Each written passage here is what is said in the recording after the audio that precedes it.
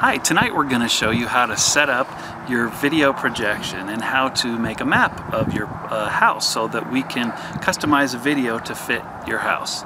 It's really not as complicated as you might think, and so we'll just take it step by step. The first thing you need to do is get your projector out in front of your house and just move it around and find a really good spot where it covers most of your house. So you can see I've just set up a card table here. I've got my projector out, my computer's attached to it, and of course I've moved it around and figured out a nice spot so that it'll cover most of the house. You want to take a look. Making an accurate map of your house is really important. You might not be satisfied with the result otherwise. Some people have the temptation to just run out in front of their house and start snapping pictures and think that that's going to make an accurate map, but that's not going to work. You actually need to be very careful about how you take pictures or how you map your house so that you can get a nice, clean, accurate map that'll look really cool. So as you can see, we're not too far from our house here. We're just out here on the sidewalk. The reason we're able to do that is because we have a short throw projector. A short throw projector is made for situations like a small classroom where you want to project a big image without the projector being too far back, and that works great for house projections. Some people have large pieces of property and it's not a problem to have a regular projector and you can move it back quite far. Some people will even do it from across the street. For me, I much rather just use my own power and be nice and close to my house, so I use a short throw projector. So you might want to look into that. So as you can see, we've got a piece of wood under the back of the projector there. That's because it needs to be pointed down a little bit. The projector is really designed to throw an image up onto a wall, but we want it to go mostly straight. So that's why we have the piece of wood there. So when you get your projector and set it up, don't be surprised if you need to do that. All right, so there's two methods I want to show you tonight about how to map your house. The first one is to just take a picture. But like I said before, you can't just take a picture from anywhere. You need to take the picture from as close to the lens of the projector as possible so you can get the exact same perspective. If you take a picture from up here or wherever, even though it's just a few feet off, it's not going to be good enough to get an accurate map. So we need to get our picture taken from right down here at almost exactly the same angle. And we take that shot, and that should give us a pretty decent map. Now you're going to want to do this at night, not during the daytime, because we want to be able to see exactly how the projector casts the image on your house so that we can match it up when we're making the map for you. Alright, so I've just opened up Microsoft Paint. Paint is a program that comes with every version of Windows, so it's really easy to use. And as you look up on the house, you can see the image that's here that I can draw on with paint covers the entire house. And that's the way we want it. Now another thing you need to make sure of is you need to make sure that the screen resolution on your computer is a standard resolution for your computer. So you don't want things stretched out or squishy or anything like that. You want to use the normal resolution. Now for my laptop, that's 1360 by 620, I think, is the resolution. So that's what I have it set at. And when you play back your video, you're going to want it set at that same exact resolution. Otherwise, it'll throw everything off. So that's something really important to consider. So what I'm going to do now is draw a map. Now, it's a lot easier than you might think. I'm going to draw in red, so hopefully you can see it. Alright, so you can see my mouse. I'm moving it around on the house here. And I'm going to bring it over here and I'm going to draw a line starting here. And I'm just going to bring this right down the corner.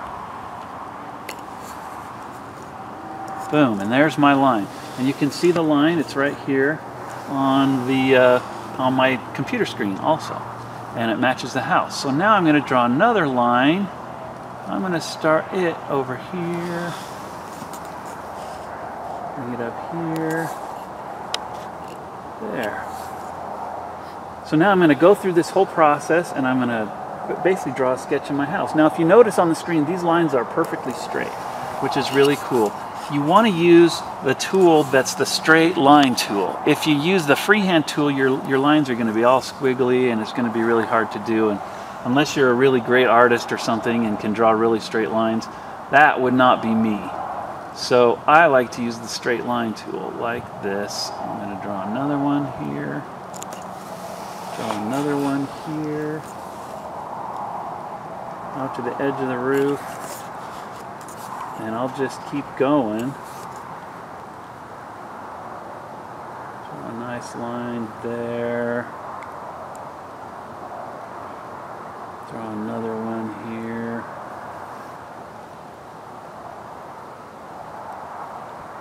So anyway, you can see on my screen as I keep going, little by little, I'm going to fill in this whole thing it's going to be a nice little outline of our house.